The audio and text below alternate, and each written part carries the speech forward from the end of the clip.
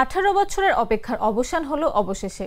আইপিএলে 2008 থেকে শুরু করে 2025 সাল পর্যন্ত প্রতিবারই ফেভারিটের তালিকায় থাকত বিরাট কোহলির দল রয়্যাল চ্যালেঞ্জার্স বেঙ্গালুরু, কিন্তু প্রতিবারই হতাশ হতে হয়েছে দলটির সমর্থকদের।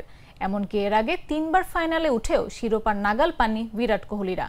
অবশেষে পাঞ্জাব কিংসকে মাত্র 6 রানের ব্যবধানে হারিয়ে আইপিএলে প্রথমবার চ্যাম্পিয়ন হওয়ার স্বাদ পেলেন বিরাট কোহলি ও তার দল রয়্যাল চ্যালেঞ্জার্স বেঙ্গালুরু।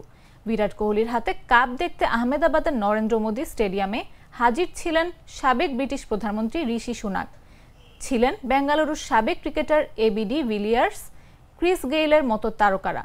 অবশেষে তাদের উপস্থিতি সার্থক, চ্যাম্পিয়ন হলো বেঙ্গালুরু।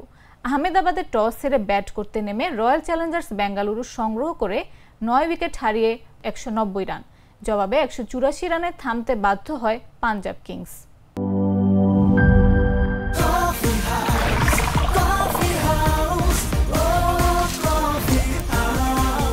কফি হাউস, প্রতি চুমুকে আড্ডা জমে।